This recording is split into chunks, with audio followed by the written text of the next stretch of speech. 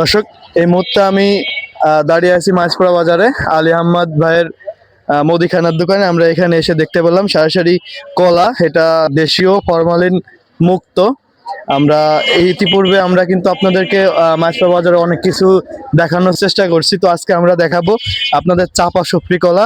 এটা উনি কিন্তু পাইকারি ভাবে বিক্রি করেন এবং খোলাও বিক্রি করেন, সংগ্রহ করেন। আর কিভাবে বিক্রি করেন? এগুলো আমি ঘের থেকে কিনি, বাওর থেকে কিনি এবং কারোর ক্ষেত থাকলে সেখান থেকে কিনি। এখানে আমার প্রতি সপ্তাহে প্রায় 2-4-50 কেন কলা আসে। আমি মানুষের কাছে হাতে কাটে বিক্রি করি, কাইন ধরেও বিক্রি করি, আবার অন্যান্য দোকানদাররাও আছে আমার কাছ থেকে কাইন ধরে নিয়ে যায়।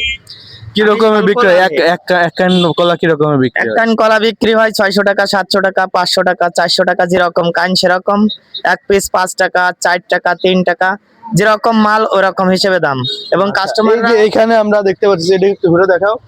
এই যে যে কলাগুলো আছে, এর এক পিস কয় টাকা আপনি বিক্রি করেন? এবার এক পিস কলার দাম হলো 5 টাকা। 5 টাকা। 5 টাকা। তো আপনাকে পেতে হলে কোথায় আসতে হবে? আমাকে পেতে হলে মাছপাড়া বাজার পাটগলির মুখে আমার দোকান। এই দোকানে আসলেই আমাকে পাওয়া যাবে।